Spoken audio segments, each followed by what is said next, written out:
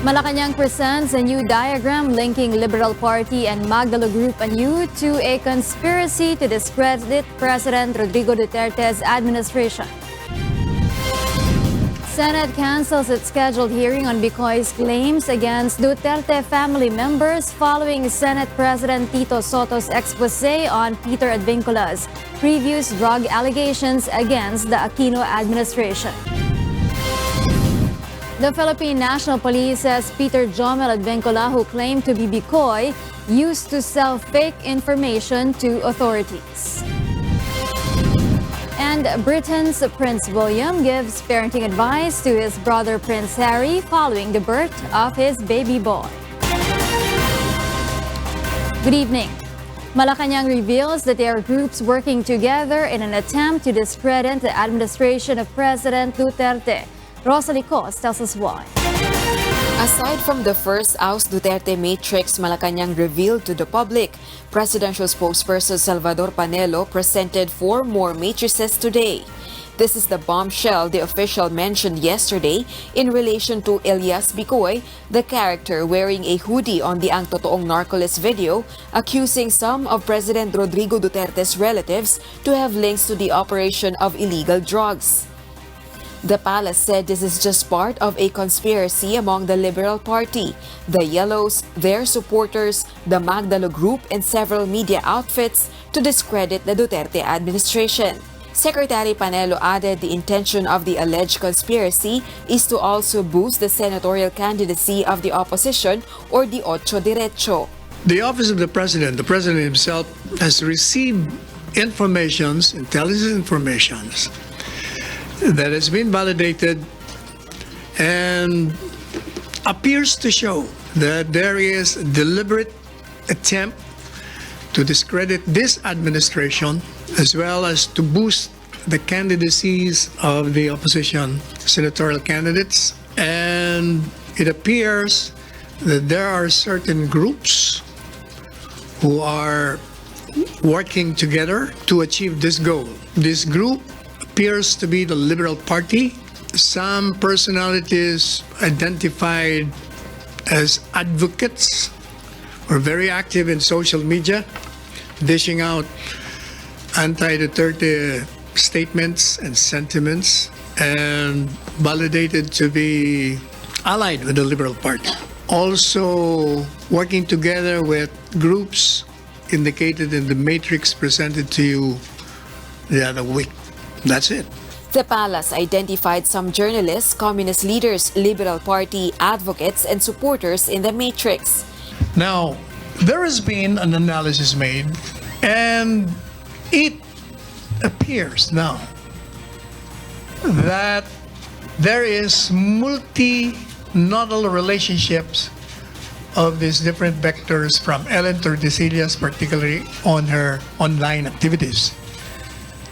The activities revealed a very active collaboration between the group of Edwin Lacerda, who is identified with the Liberal Party, Kokoy Dayao, Joma Sison, Antonio Trillanes, Rodel Jaime, Bong Banal, Aman Ponteos, and other Liberal Party groups and supporters. Panelo also revealed that the voice of BIKOY on the video series is not that of Peter Jomel Advinculas, but that of an artist and photojournalist who does visual representations and images for the black propaganda against the government. It appears now in the video that it was Bong Banal who was the narrator. And Bong Banal is supposed to be kind of expert sa mga IT and a known advocate of the Liberal Party. Based on Malacañang's PowerPoint presentation, some known TV personalities and several athletes are also tagged in the matrix. Though the palace did not divulge the source of the intelligence information, it guarantees that the information had been verified. Meanwhile, some personalities who were tagged by Malacañang as behind the alleged moves to discredit the Duterte administration denied the accusations against them.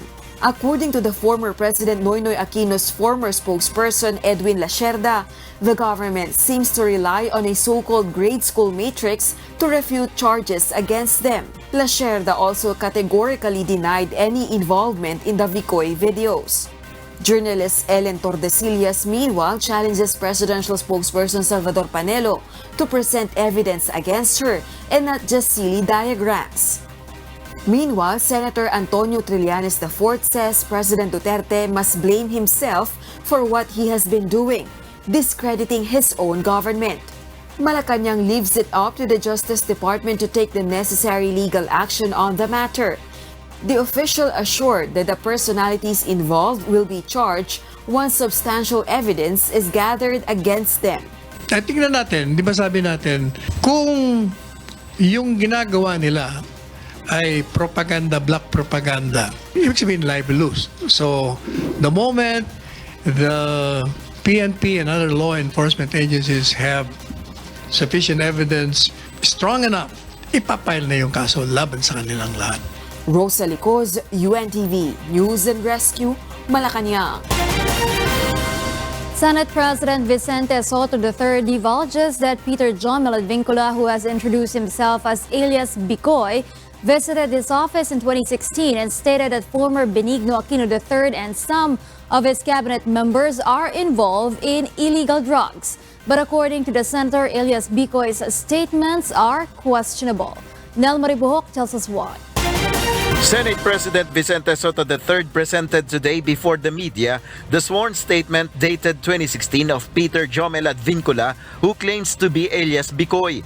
Senator Sotto said Advincula had asked help from his office through his staff when Advincula was serving jail time in Muntinlupa that year. Linggo pa lang sa inyo, na visitors pass, December 2, 2016, inmate Peter Advincula. Tapos nakapirma dito yung officer in charge, strictly visiting area only. According to Advincula's statement in 2016, former President Benigno Aquino III and some of his cabinet members are allegedly involved in illegal drugs. Doon sa mga patron na sinasabi, makikita niyo yung listahan niya at may mga code pa siya. Elizalde Co, former President Benigno Aquino, former DILG Secretary Mar Rojas, former DOJ Secretary Laila De Lima, Teresita Ranyola, Congressman Fernando Gonzales, Congressman Luis Villaverde, at Thomas Enrile. Ito yung mga patron ng Quadrangle Drug Syndicate. According to the senator, Bikoy's statements are doubtful. The Senate President said Advincula's statement before the Integrated Bar of the Philippines or IBP last May 6 is pointing to former Davao City Vice Mayor Paulo Duterte, Attorney Manasseh Carpio, and former Special Assistant to the President Bongo as persons involved in the illegal drug trade. Senator Sotto also revealed the account numbers Advincula had alleged that a drug syndicate was using to deposit drug money do not exist, based on the senator's inquiry with the concerned bank. QNBC, dinescribe niya, tinatanong namin, ang sabi, Queen Net Banking Corporation ng HSBC. Tinanong ko rin sa HSBC, there's no such thing. This is one reason why the senator did not pursue Advincula's allegations in 2016. On my part, I did due diligence. Kaya noong 2016, hindi ko pinatulan to. Medyo iniba lang yun ang korte script, iniba ang personalidad, ito naman ngayon. So perhaps the best thing again is to learn from this lesson. And as I said, perhaps this is a good lesson for IBP and the religious sector na wag basta-basta para patol ng patol. Due to these developments, Senate Committee on Public Order and Dangerous Drugs Chair Senator Panfilo Lacson on a Twitter post said they are recalling the invitation for Advincula to attend a Senate hearing. The senator is also canceling the hearing on Friday regarding BIKOY'S allegations. He said it is nonsense to tackle the matter. Nel Maribuhok, UNTV News and Rescue, Pasay City. The Philippine National Police announced today that the man who surfaced as alias Bikoy used to sell fake information to authorities. Ray Palayo explains why. The Philippine National Police or PNP is not yet convinced that Peter Joemel Advincula is the real Bikoy who narrated his version of a narco list in a series of videos that have recently gone viral online. PNP Chief Police General Oscar Albayalde said today in Camp Crame that apart from the PNP's investigation, Advincula, who surfaced last Monday at the Integrated Bar of the Philippines, should be the one to prove that he really is Bikoy. We have not really confirmed na itong si Bikoy na naka-hood, no, ay siya rin itong si Advincula na self-confessed Bikoy, no. Yung burden of proof lies on Advincula kung paano niya i-prove na siya si Bikoy talaga. Albayalde revealed that Advincula had also shared information when he was serving his jail term in the New Bilibid prison in 2016. He made it believe through one inmate also na siya ay involved. The same kwento niya na siya ay involved sa isang sindikato at meron siyang alam na malaking laboratorio sa Bicol. It so happened nung binerify namin yung sinasabi niyang laboratorio ay isang resort pala. So this is how he lies.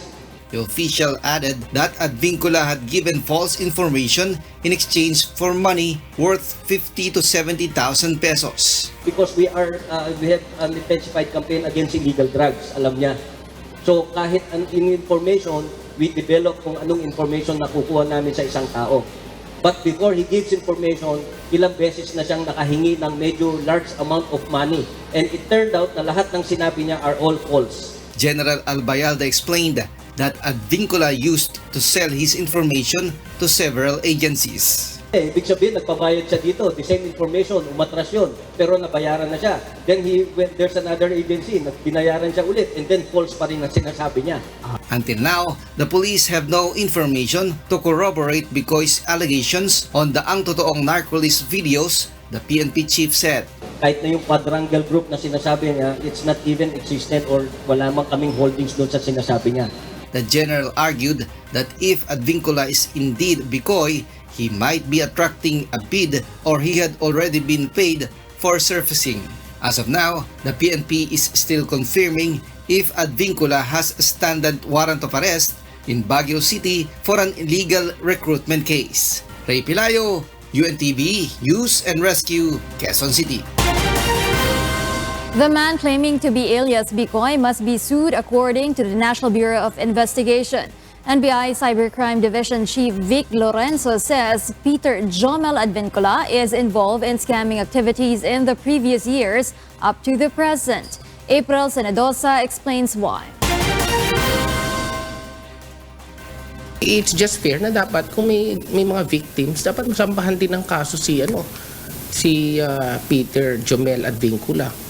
Kasi madami din siya na-victimize eh. It's about time na talagang dapat masampahan siya ng kaso. The National Bureau of Investigation remains firm that the self-confessed Bikoy named Peter Jomel Advincula must be charged in connection with his alleged scamming activities.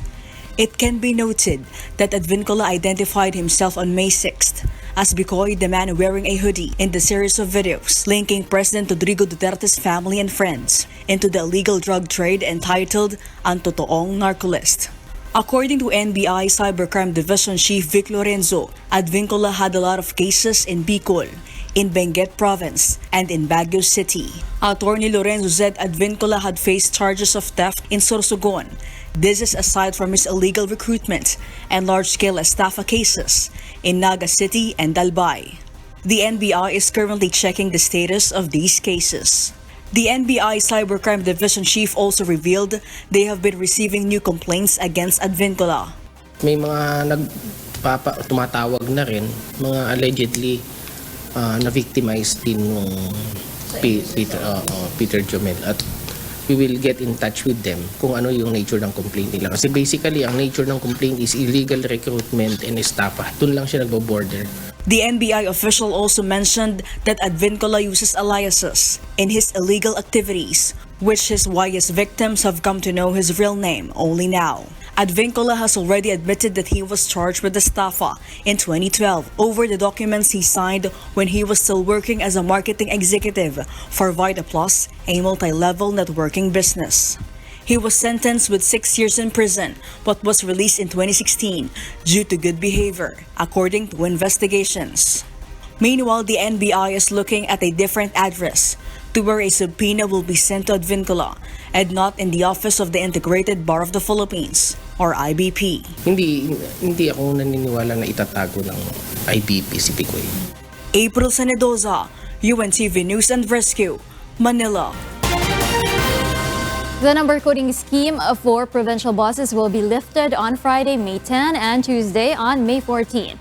MMDA said the Unified Vehicular Volume Reduction Program, or UVVRP, or the number coding scheme will be suspended on those dates to ease travel for voters traveling to their respective provinces for the midterm elections this coming Monday, May 13.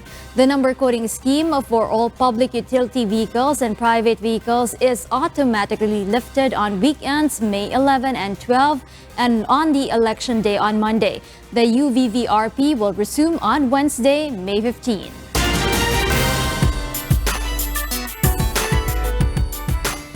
Prince William gives some parenting advice to his brother as the Duke and Duchess of Sussex are expected to present their baby son to the world. Jovic Bermas tells us why. The Duke of Cambridge has welcomed his younger brother to the Sleep Deprivation Society, as senior royals spoke publicly of their delight at the latest addition to the family. The Duke and Duchess of Cambridge, Britain's Prince William and Catherine, said they are thrilled by the birth of Prince Harry and Meghan's baby boy. Speaking outside the launch of the King's Cup Regatta in London on Tuesday, William and Kate also revealed that they too are in waiting along with the rest of the world to find out the baby's name.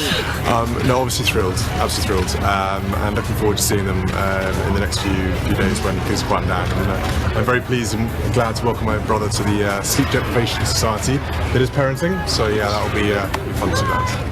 William, second in line to the throne, has 3 children with Kate, including Prince George, Prince Louis, and Princess Charlotte, and said he has plenty of advice for the new parents.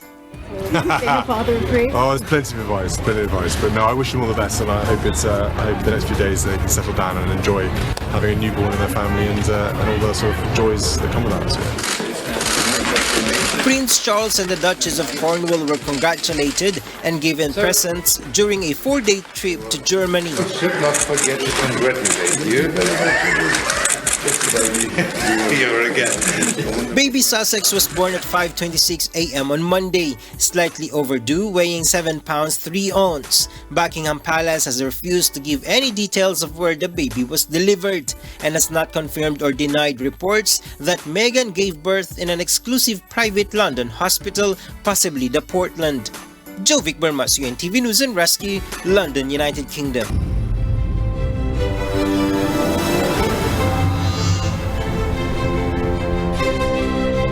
Authorities arrest a man in Tagkawayan, Quezon, for being allegedly involved in vote buying. Vincent Arboleda will tell us why.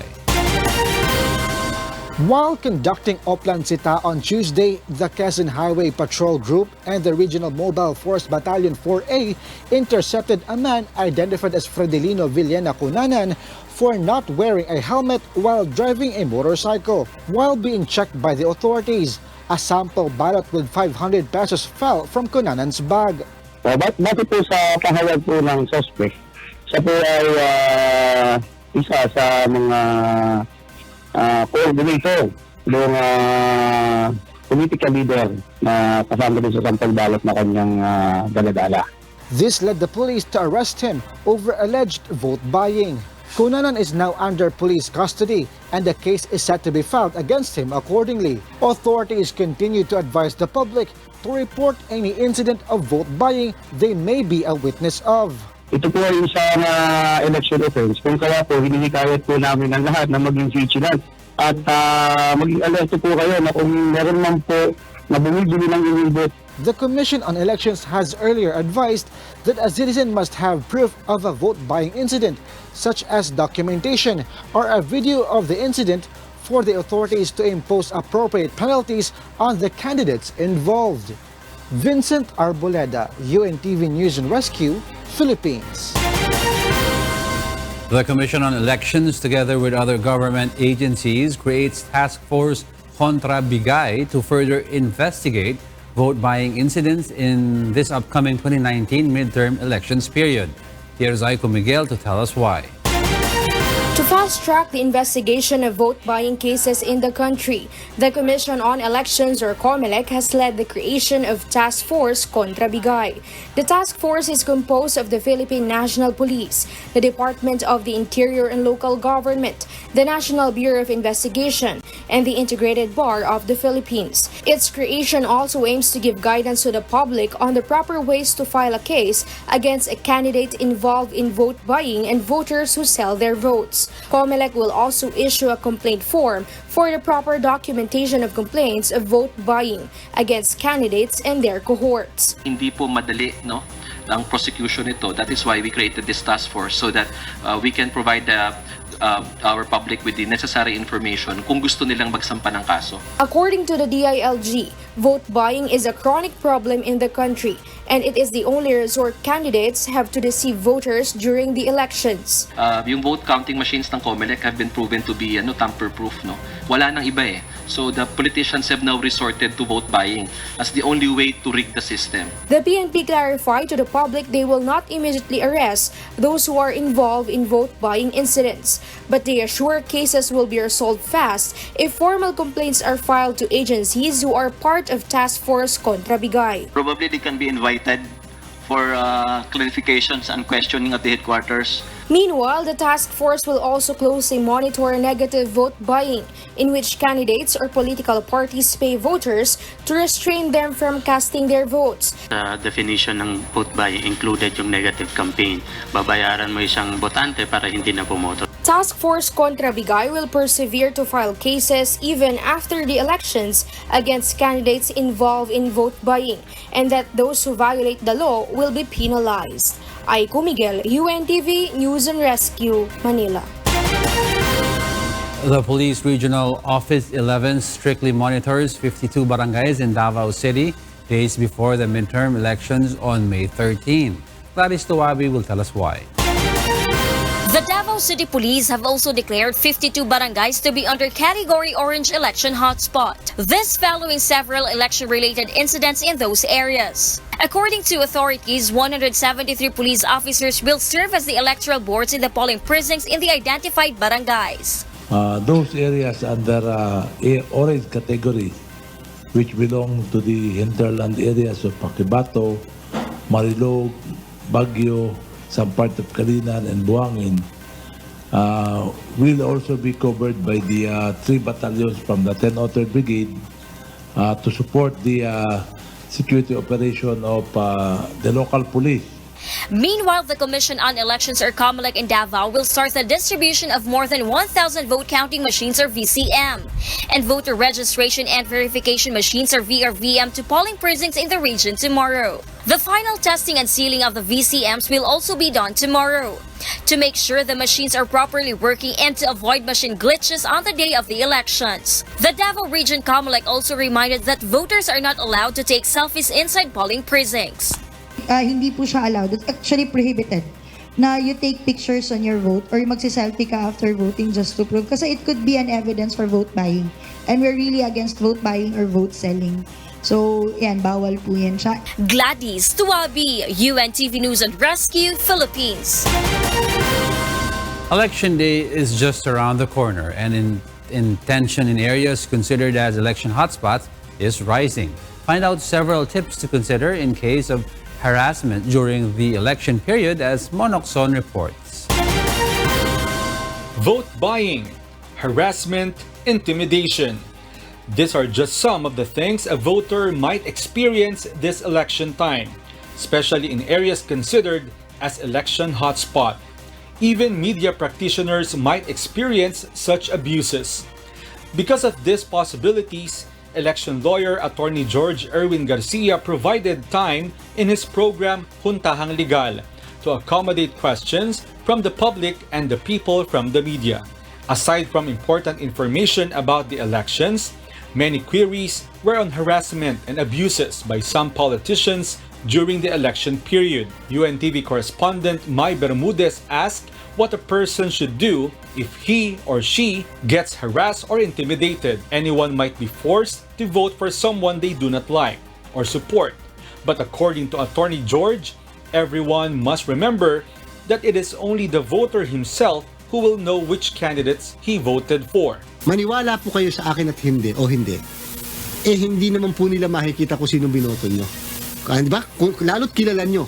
Kung sino yung nananakot, di boto nyo yung kalaban ng nananakot. Huwag po kayo magpapatakot dahil hindi po nila makikita yung sasabihin nilang alam namin kung sino iboboto nyo. Hindi po. Sapagkat kayo po ang maghuhulog sa inyong balota sa vote counting machine. At yan po ay may takip. Naka-folder pa yan. At pagkatapos, yun ay pinapasok na ganyan, hindi po nila makikita. At yung pong resibo, na inyo pong makukuha pagkatapos nyo makaboto, yan po ay inyong pwedeng yukot-yukutin at ilagay sa ballot box. Hindi rin nila makikita. UNTV provincial correspondent in Baguio City, Grace Doctolero, shared her and her crew's experience during an election coverage when they exclusively captured on video a van full of ammunition. Pagdating ng attorney nung may-ari ng van, kami pa yung tinakot na bawal daw yung ginagawa namin, kino-cover yung nahuli ng mga polis, tapos kinuha yung mga ID namin, kinuhanan tas pinituran. Tama ba yung ginawa nila? Attorney Garcia appealed to the public to protect media practitioners against such abuses. Poprotektahan po natin ang media. Hindi po yan kalaban. Hindi po sila kalaban. Sila po ay kakampi ng demokrasya. Dante Amento, UNTV provincial correspondent in Zamboanga City, meanwhile, asked about the issue of vote buying. Dito sa aming lugar, dito na ako lumaki, na mula pagkabata ko talagang talamak na itong issue ng vote buying. Maraming nagrereklamo sa... On this, Attorney George warned the public about vote buying, which some politicians do. Yung madaming naglipa na may mga daladalang sako at may daladalang pera. Pero ang uso ngayon ay yung bibiling ko si Mon, bibiling ko si Ross, si Attorney M, bibiling ko sila, hindi para iboto ako. Dahil hindi ako sigurado kung iboboto niyo ako. Bibiling ko kayo, wag na lang kayong bumoto. Makakabili ng mga tinatawag na indelible ink. Makagahanap sila, ma-resourceful. At pagkatapos, naglalagay ng ink, bibigyan ng pera, hindi na boboto yung botante. Some politicians spend millions of pesos to buy the Filipinos' precious votes. Attorney Garcia said, we must be attentive and smart because this kind of politicians will definitely recover their expenses incurred from vote buying when they are seated in their position in the government. Mayroon pang nagkaka 3,000, 5,000 isang botante. Saan po kukuhanin o saan babawiin ng politiko yung ipinambili sa inyo? Iisipin nyo na. Kaya pala wala kayong kalsada. Huwag na kayong magkakakita. Kaya pala ang market nyo hanggang ngayon talipapa. Kaya pala hanggang ngayon mga kasambahay walang pag-asa ang bayan nyo. Bakit? Kinukurakot na lang nung namili ng boto. Para babawi yan. Babawi yan dahil 3 taon lang ang panunungkulan. This coming Monday, the full force of the UNTV news team in the Philippines and abroad will monitor the happenings during the polls. Watch breaking news as it happens in Poll Watch 2019, the UNTV News 2019 midterm election coverage. Mon Hokson, UNTV News and Rescue. Power distributor Manila Electric Company says it has set a contingency plan in case of power outage on the day of midterm elections. Joanano explains why. The Manila Electric Company or Meralco assure they are ready to respond to any possible power outage that might occur during the elections happening on Monday, May 13th. Meralco is set to deploy 150 generator sets in their strategic franchise offices. Around 300 floodlights will also be on hand in case of power outage in polling precincts. 300 responding electrical linemen will also be on duty, tasked to work round the clock to give aid in case of any untoward eventualities regarding power supply. Itong Lunes, nasa status kami ng general alert and yung mga tauhan namin, those in the field will be ready to respond to any given situation. Meralco also shared some tips for those who will be manning polling precincts on the poll day. First, they have to ensure that electrical wirings in the polling places are in good condition. They must also avoid octopus wiring, which commonly causes brownout. Another advice from Meralco is to avoid using appliances that consume high voltage to avoid electric overload. Meralco hotline number 1622-8118 is also open for reports of electrical connection problems and power outage. Meralco can also be reached via text messages. Just type the letters HLLN space and the message, then send it to 0920-971-6211 for smart subscribers, 0917-551-6211 for Globe. The public may also reach Meralco through their Facebook and Twitter accounts. The power distributor will also be on standby in various canvassing areas to ensure there will be no problem with power supply until the canvassing of votes is completed. Kasi yun yung medyo delikado sa critical. At yung mga crews namin, yung mga sirkito ng mga canvassing centers na yun, medyo nasa watchlist na namin. Kaya talagang nakaantabi kami doon kung ano mangyayari. Joanano, UNTV News and Rescue, Pasig City. Authorities continue to hunt Daraga Albay Mayor Carlwin Bardo, who has been declared as a wanted person by the Philippine National Police. Alan Manansala will tell us why. On May 6, Monday, the police went to Daraga Albay Mayor Carlwin Bardo in his place of residence in Barangay Tagas, Daraga Albay to serve a warrant of arrest against him in relation to the double murder and 6 counts of attempted murder charges. The warrant of arrest was issued by Legazpi City Regional Trial Court Branch 10 by Judge Maria Teresa San Joaquin Luciliano. According to Daraga Municipal Police Station Police Lieutenant Colonel Rodelon Betita, the mayor is in the hiding. Bardo's relatives said they do not know his whereabouts. O sino man po nakakaalam po sa yung whereabouts po ni Mayor Bardo, maaari pong ipag-alam po kagad sa PNP Daraga kung yung location po ni Mayor para ma-serve po natin sa kanya yung warrant of arrest po niya. Bardo is said to be the mastermind in the death of Ako Bicol Party List Representative Rodel Batocabe and his aide, SPO2 Orlando Diaz, on December 22, 2018. Batocabe was running for mayor of Daraga against Bardo in the midterm elections. Meanwhile, the PNP Daraga has formed a tracker team to focus on the search for Mayor Carlwin Bardo. Lahat ng information na nare-receive natin, tinitreat naman natin yan na posibleng totoo yan. So, lahat na binabalidate natin. Hindi binabalidate yan. Wala kaming initsa pera na information. Basta may information na gito, ganun. Kahit medyo malabo, binabalidate pa rin. And because of the warrant of arrest issued by the Legazpi City Regional Trial Court Branch 10, Bardo is said again suspended as the mayor of Daraga Albay. The serving of the arrest warrant comes a week before the May 13 polls. Bardo is running for re-election, going up against Gertie Batocabe, who took her slain husband's place in the mayoral race, and incumbent Daraga Vice Mayor Victor Perete. Prior to the issuance of the warrant of arrest, Bardo has been busy campaigning for re-election while on temporary bail.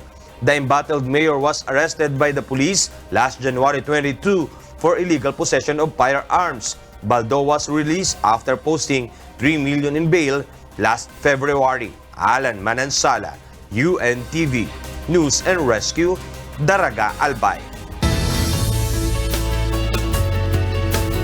Rohingya refugees in a Bangladeshi camp find solace in music. Nina Armilio tells us why.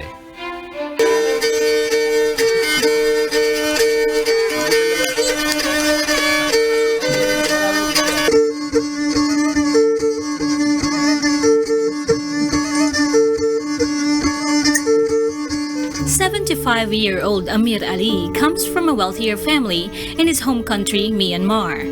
He learned how to play violin as a child, and after developing an obsession with an instrument owned by one of his uncles, forged a makeshift copy out of bamboo. Fleeing from Myanmar, he could not bring anything except the clothes he wore. He could not even get the chance to take his violin with him, Amir said. I was feeling very sad when I left my violin in Myanmar.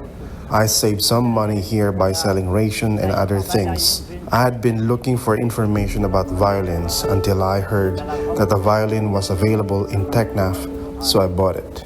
Now,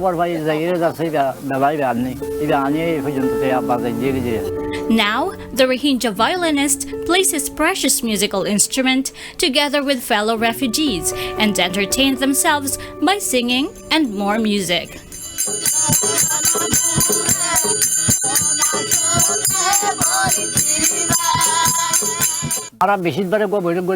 Usually our band gather and play on Tuesdays. The audience enjoy our music when we play on other occasions as well. Their venue is a bamboo shelter in a Bangladeshi camp. Their audience, a curious crowd of fellow refugees. Despite being away from home for the first time in decades, they are free to play music.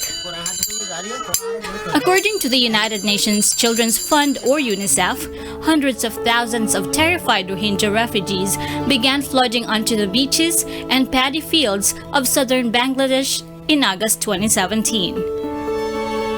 By April 2019, around 910,000 Rohingya had settled in Cox's Bazar district in southern Bangladesh. In Myanmar, most Rohingya have no legal identity or citizenship. Nina Armilio, UNTV, News and Rescue.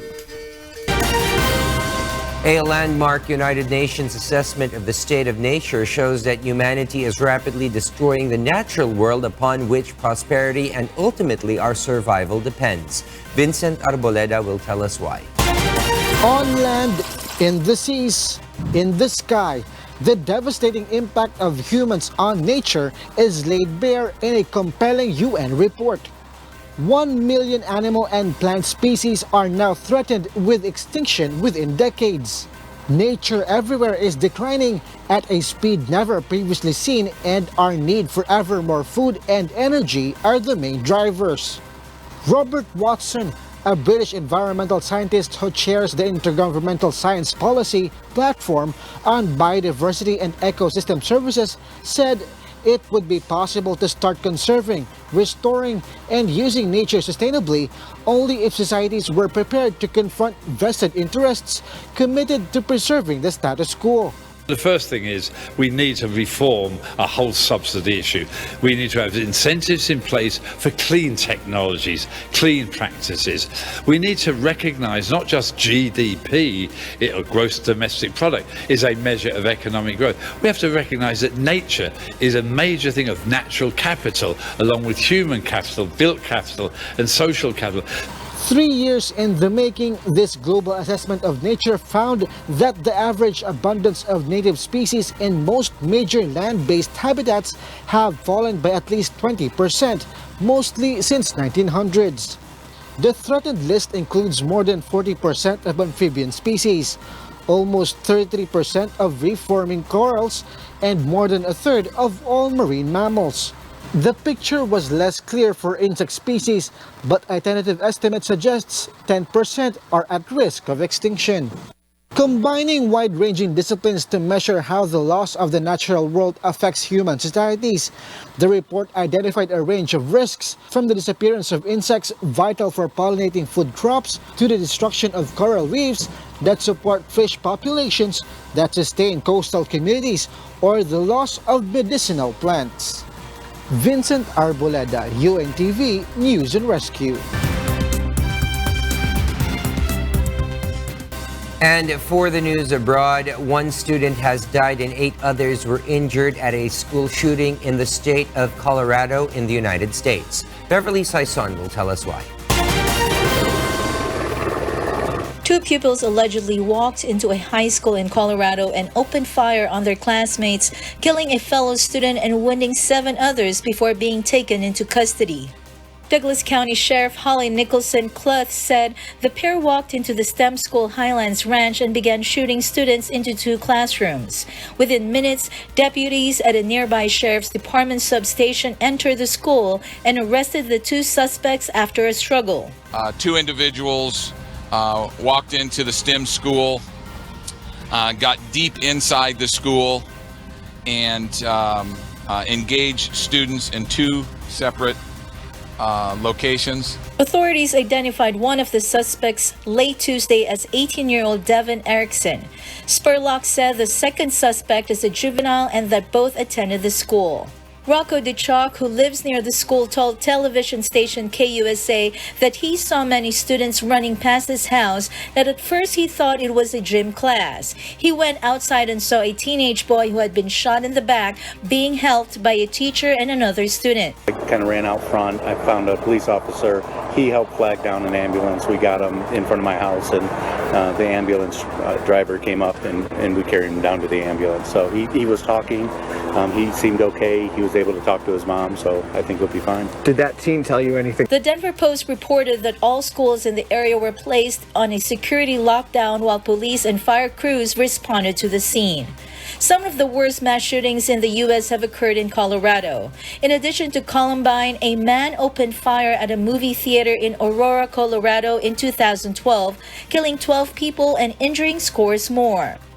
The bloodshed in Colorado came 1 week to the day after a 22-year-old gunman opened fire on the Charlotte campus of the University of North Carolina, killing 2 people and wounding 4 others. The gunman was later disarmed and arrested.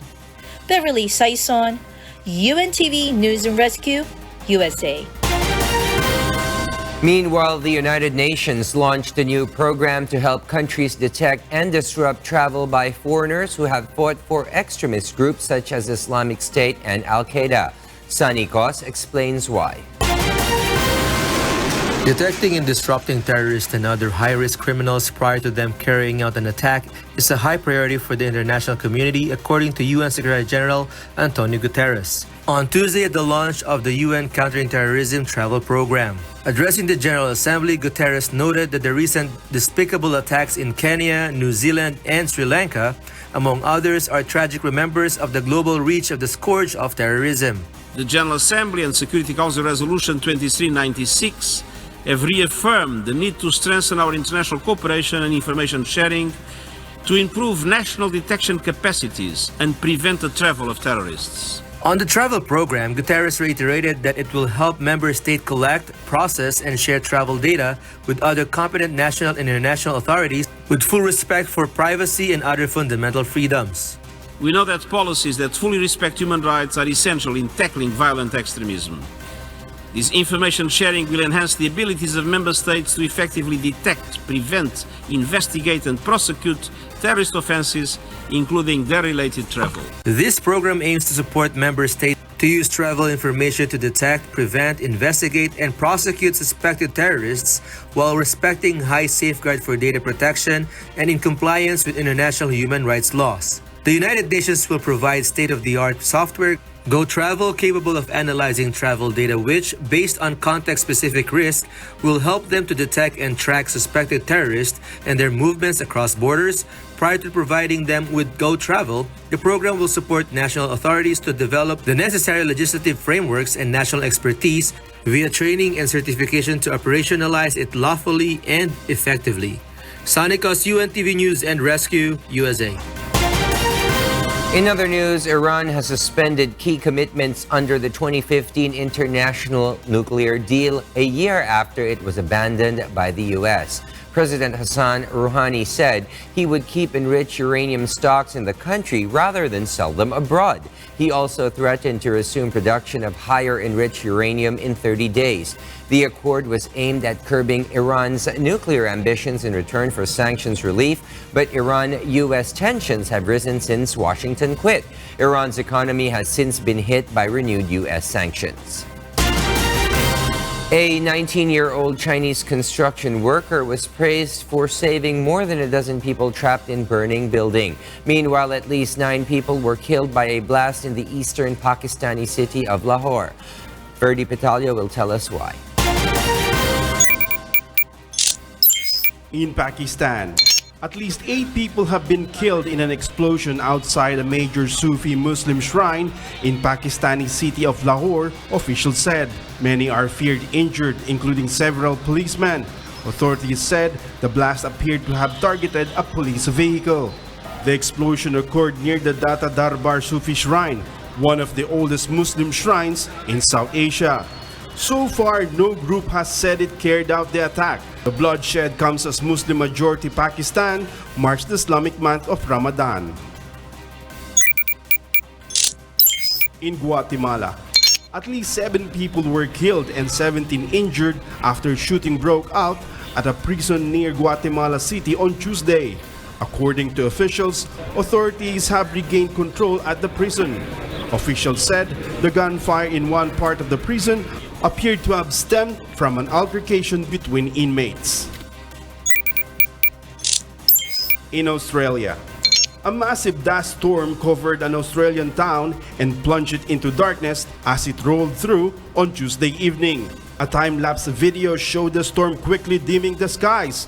Andrew Thomas, who filmed the footage, said that the storm lingered for about an hour before moving on and the skies became clear again. An alert for severe weather warning was activated for nearby town Mali. And in China, a 19-year-old crane operator saved 14 people trapped in a fire in northeastern China last week by using its arm to pluck them to safety. Lan Junxi was working in the crane on a construction site near a high-rise residential building in Fuzhou, Liaoning Province, early on Thursday morning when a fire broke out in a grocery store on its first floor. The blaze spread quickly up the building, producing thick smoke. Footage of the fire showed.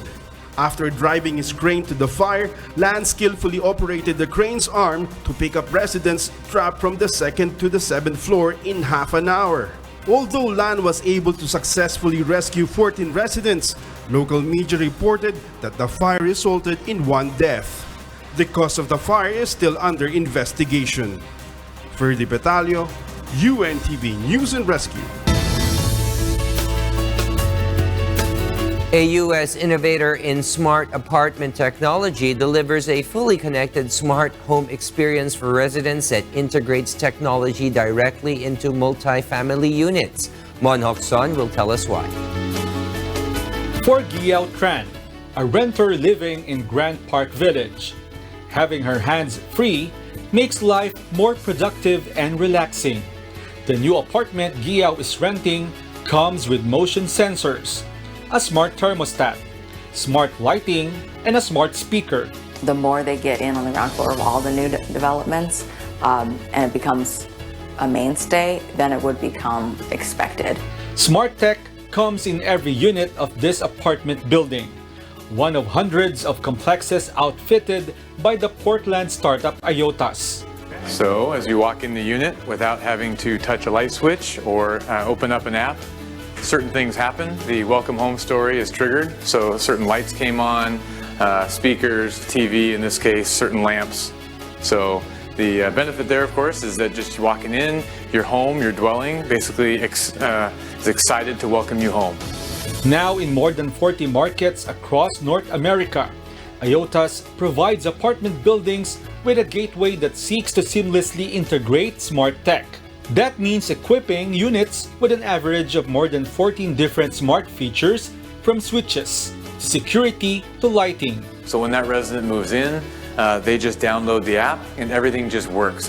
When they leave that building and they're no longer a resident, everything goes back into default mode and there's no control of those former devices. IOTAS is working on taking that concept much further by using machine learning to create what it calls a living profile. You're taking the company at their word. Where does one company start, one company end? Is it Amazon listening? Is it IOTAS? You don't know. And so there's a big leap of faith for customers. That's not a big deal for me. While IOTAS believes renters and landlords will find immediate value, it's their hope that smart home tech ultimately fades into the background and becomes just a part of daily life. Mon Hokson, UNTV News and Rescue. Liverpool are into their second successive Champions League after overcoming Barcelona with a stunning second leg fight back on an epic night in Anfield. Roared on relentlessly by their fans, the Reds produced an incredible all-action display to claw back and then ultimately overturned their 3-0 deficit from the No Camp with an unanswered 4-goal salvo in thrilling style. Liverpool became only the third team in the history of the European Cup or Champions League to come from 3 goals down after the first leg of a semi-final and progress after Panathinaikos in 1970-71 and Barcelona themselves in 1985-86. A charity has broken the world record for the highest game of rugby in history. Asher Kadapan Jr. will tell us why. Former Wales winger Shane Williams has captained a team which broke the world record for playing a rugby match at the highest altitude. The 14-minute 7-a-side match was played at 20,770 feet. It formed part of an Everest Rugby Challenge arranged by children's rugby charity Wooden Spoon, which has raised more than £250,000. Former England Sevens player Ollie Phillips captained the other side. Players said the inhospitable conditions had ensured the game was incredibly tough. So hard. So hard. Just nowhere. At the end of the day, we played the highest game of rugby union. Raised a huge amount of money for children that would never get this opportunity. A world record was also broken for the highest touch rugby match, which was played at 16,794 feet. Guinness World Records has confirmed both records. Asher Kadapan Jr., UNTV News and Rescue. Britain's Prince Harry and his wife Meghan held a limited photo call on Wednesday to introduce their son to the world. The royal couple decided to eschew the recent royal tradition of posing for photographs with their new baby hours after the birth, leaving the world's media and royal fans waiting for a first glimpse of the boy, who is entitled to both British and American citizenship. Great. I mean, parenting is amazing. It's only been 2.5 days, 3 days. Yeah. But we're just so thrilled to have our own little bundle of joy and be able to spend some precious times with him as he slowly starts to grow up. Bookmakers have James, Alexander, Albert, Philip, and Arthur as the favorite names, although other suggestions include Spencer, which was the surname of Harry's late mother, Princess Diana. The baby, the 8th great-grandchild of 93-year-old Elizabeth, the world's longest-reigning monarch, will not automatically be a prince or a princess or be known as His Royal Highness unless the Queen issues a decree. And those are the reasons behind the news this May 8, 2019. On behalf of Vina Villamor Camara and Angelo Castro III, I am William Theo. And before we close, we will recap today's significant sound bites. Because we need to know, we will always ask why. Good evening.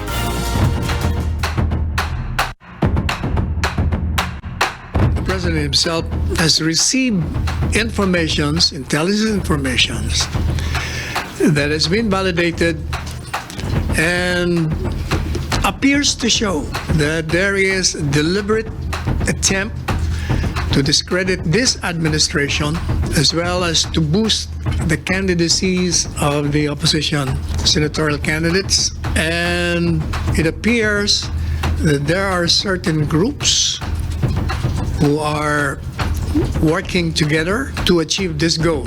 This group appears to be the Liberal Party. Ibig sabihin, nagpabayad siya dito, the same information, umatras yun, pero nabayaran na siya. Then there's another agency, binayaran siya ulit, and then false pa rin ang sinasabi niya. Ang prosecution nito, that is why we created this task force so that we can provide our public with the necessary information kung gusto nilang magsampa ng kaso. Hindi naman po nakakaalam po sa yung whereabouts po ni Mayor Bardo. Maaari pong ipag-alam po kagad sa PNP talaga kung yung yung location po ni Mayor para ma-serve po natin sa kanya yung warrant of arrest po niya. I'm very pleased and glad to welcome my brother to the Sleep Deprivation Society that is parenting.